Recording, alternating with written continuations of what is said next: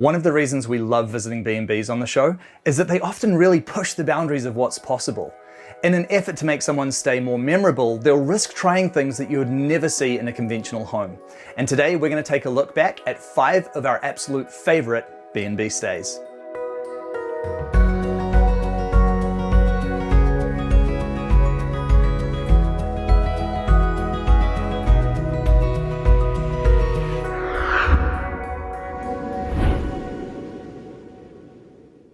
Over the years, we've been fortunate to visit some incredibly cool accommodations, from conventional cabins and tiny houses all the way through to some really adventurous and imaginative buildings. Often, these are also located in some seriously beautiful spots.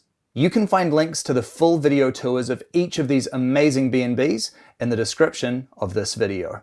When thinking of my favorite stays over the years, few memories stick out to me like the incredible Pinecone Treehouse. Hanging high amongst the stunning Californian redwoods, this amazing treehouse was initially created for a television commercial and later in life became a luxury accommodation. It's just like this kind of abstract idea and this like spectacular, elven kind of Lord of the Rings kind of fantasy type of idea. And the function of the space is for it to be some kind of spiritual experience, to have it be a temple or a sanctuary space that displays nature as a gallery. Nature is the art in the gallery. That's something that I was attempting to achieve with the structure. When I first saw the Pinecone Treehouse, I almost imagined it as an alien spacecraft floating amongst the towering trees.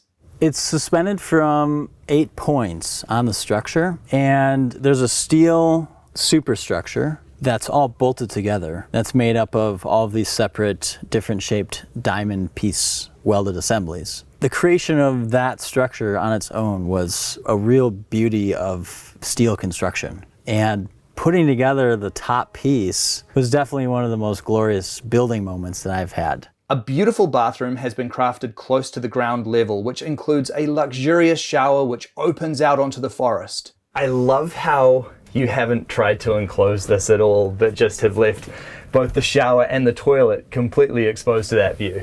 Yeah, absolutely. I mean, showering like next to a redwood, totally naked, good stuff. Absolutely. When you're ready for bed though, a suspended ladder staircase takes you up to the stunning treehouse. Oh, this is unbelievable. The views from up here. This is really something special. Up here, it's completely otherworldly. The complex geometry, the stunning views, and the beautiful decor all work towards making this space feel magical. One of the things that, I've always wanted to have in my treehouse structures is a bit of that like Japanese lantern glow up there, So I'm super happy that this ends up having that same glow.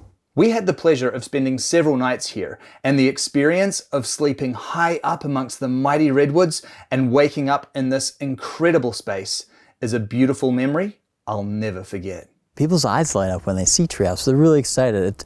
It touches something, from our childhood, quite possibly even something from our roots as humans on this earth. Being up high and like being safe and being in a cozy setting where, nothing can get you on the ground. All these types of thoughts are maybe part of that as well. Next, we travel to South Australia and the incredible Earthship Iron Bank. This place looks like something out of a science fiction movie, doesn't it? It does a little, yeah.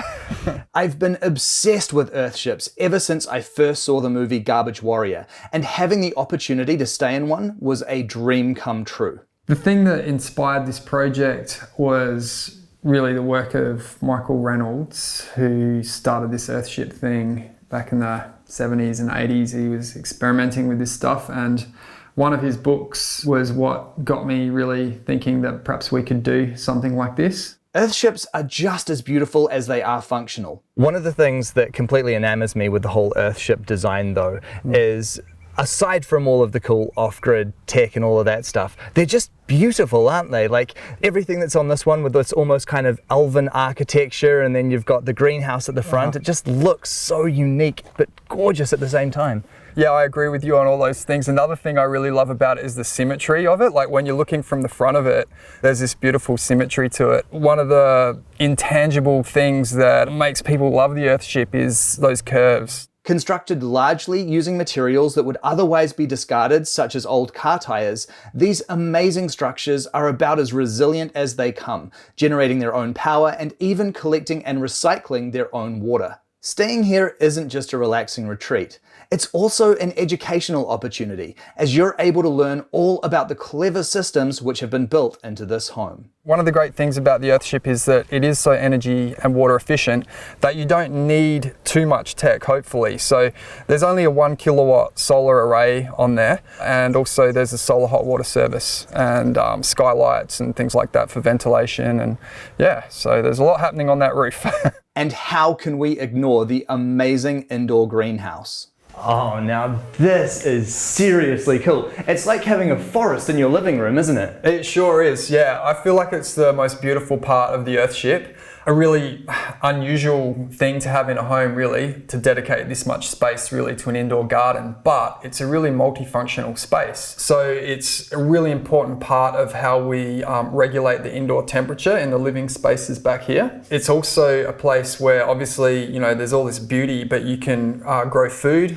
Another amazing part of this is that it is a wastewater treatment system. Earthships for me embody potential for a brighter future through good design. A future where we're self-resilient, where we take care of our own waste and build with a wonderful blend of technology and natural systems, as well as a whole lot of imagination. Staying here, you get a little bit of insight into what that might be like. Sometimes, even more than visiting the house itself, it's the location where it's situated that makes a place really special. Back home in New Zealand, we visited this incredible floating ark home. It is so cool to be here and to see this incredible ark. What a unique building. It is indeed.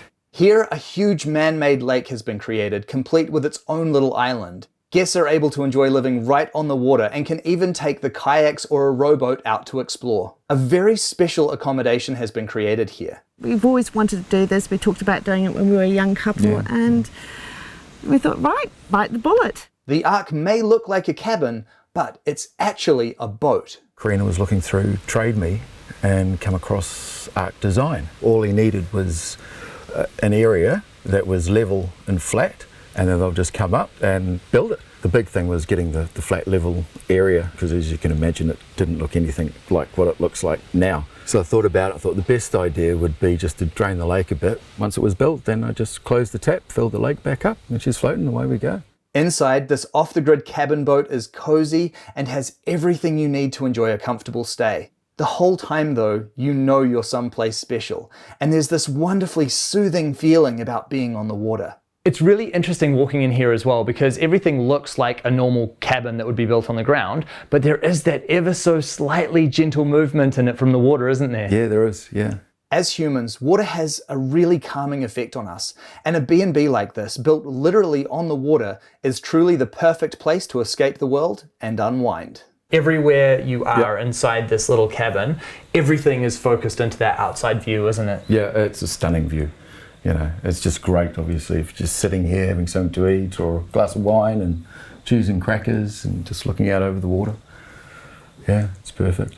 Pushing further south towards Twizel, the Skylark cabin remains one of our most memorable B&B experiences so far. If, like me, you have an affinity for stargazing, this stay should sit high on your bucket list. The weather sort of predominantly comes from that way, and you can see it coming up the ranges, and it just changes colour as it's moving along. And you know, some days it's a bright red sunset, and other nights it's all dark and gloomy and thundery, sort of hopefully like what tonight will be.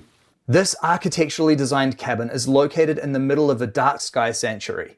With no surrounding light pollution, the stars shine with an intensity never seen from urban spaces, and the whole property has been designed to take full advantage of this. Here, as much attention has been placed on the landscaping outside the cabin as the home itself, including a dream outdoor hot tub where you can lie back, relax, and take in the beautiful surroundings during the day, or bask in the seemingly infinite glory of the Milky Way at night. I believe that the landscaping is just as important as the house. You can have a beautiful house, and if you don't do the landscaping, it just doesn't do it justice. So you've got to spend that time and effort and energy to do it, and we're lucky here with this environment that it's quite easy to try and replicate. Inside, The Skylark is just as beautiful. This is an incredibly well-designed home which has everything you could possibly want, all finished to an exceptionally high standard. The place is mimicked on a Skylark because on this ground here, on the section, we have Skylarks and rabbits. And we thought, we'll recognise the Skylarks. So we wanted to make it look like the inside of a Skylark's nest. So it was all earthy sort of colours and the ribs and all that. My favourite feature of this place though is the amazing circular skylight which is situated directly above the bed, giving you unmatched views of the night sky as you drift off to sleep. The night sky, like we were saying before, you've got to take advantage of it. And people come in, they open the door, they can see outside, and the skylight's the first thing in here that they see. And then when they turn around here, they get the view outside. So we wanted to draw people to the skylight first and then the outside. Staying here is an unforgettable experience. There's something about the remoteness and connection to nature here that makes you completely forget about the outside world and become immersed in the magnificence of nature. For our Airbnb guests, this is a place that they can relax and recuperate. I think it's hopefully for them a chance to reflect and reconnect with each other. The place here is for two people. And that was on purpose because it's a place that we feel that gives us connection, and we're hoping that others receive the same from this environment in our house, and so far they seem to. Some B&Bs are just a place of convenience, a place to rest your head at night while you visit an area. The best B&Bs though are a destination in their own right, and just through staying there, you're left with an experience and stories to tell. One of the best examples of this we've seen so far is the amazing Futuro house in Christchurch. Shaped like a UFO, visiting the Futuro house is an exemplary example of a vision of the future from the past. So they were built in 1968 by Matti Saronen in Finland. They were designed to be a ski chalet, and they were meant to be the house of the future. Everyone was meant to have one, and you were meant to just be able to pull it apart and ship it off to another destination when you felt like it. Surrounding the home is an incredible sauna, spa, and swimming pool. There's absolutely everything you need here to enjoy a dream getaway. I designed it really to be a place of sanctuary, and everyone that comes here, I want them to feel like the outside world doesn't exist. You're in like a special, personalized Disneyland that I created for everybody. And inside, staying in the Futuro house is an experience like no other. This entire design is a full recreation of Matti Saronen's original Futuro house. So it's probably about 90% there. Some things I couldn't do because it's just impossible, but this is as close to an original Futuro house that you can get in the world. It's been brilliantly restored to honour the original architectural vision of the place and filled with fun and quirky features which are all designed to put a big, stupid smile on your face. Like even over here, we've got a Luigi Kalani table hybrid chair that I imported from Belgium.